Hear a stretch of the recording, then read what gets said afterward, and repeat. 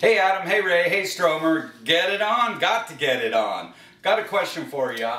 We're looking at a wall between the kitchen and the living room.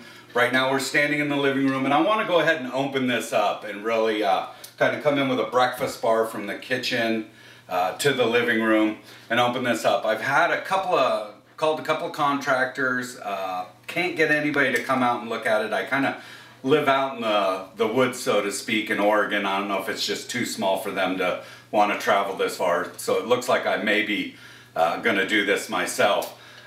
We have a cathedral ceiling in the living room. The roof is stick framed on.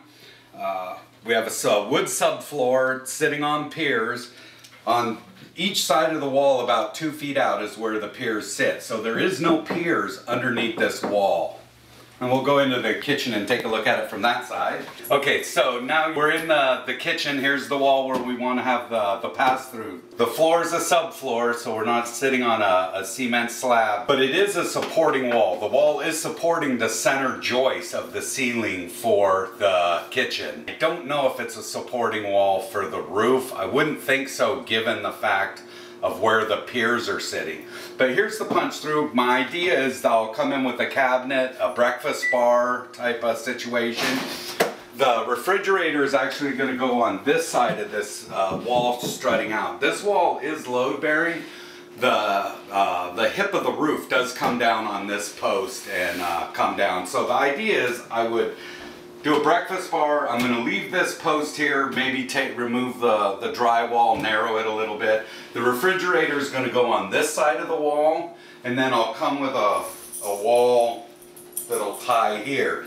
So my question really is, how big a beam should I put in? If I leave this post, I know I'm not going to, have a hidden beam. The beam will come down. When I've done this in California, I've moved out pretty big sections, like 5 feet, and just made a beam out of 2x6s, and that was about 15 years ago, and the house is still standing there with no problem.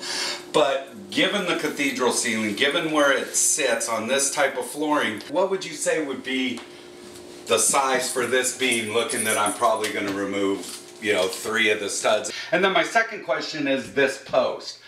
Do you think it's safe to put, say, a 2x10 beam across this whole opening and get rid of this post, carrying the load with the center joist? I really don't want to get underneath the floor and pour any piers to hold it up. Or do you think I should leave this post in right here and just come across whatever that is, maybe a 4-foot opening, which I believe it's 4 feet. So I kind of wanted to get your opinion on the job. I'm not going to pull a permit for it. I'm a grown-ass man and I don't need to ask permission from the government to do it.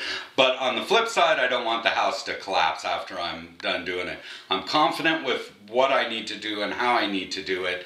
I just kind of wanted to get your feeling on what you think, any of the pitfalls, anything you'd make sure that's done to it. Look forward to listening to your answer and love all your podcasts.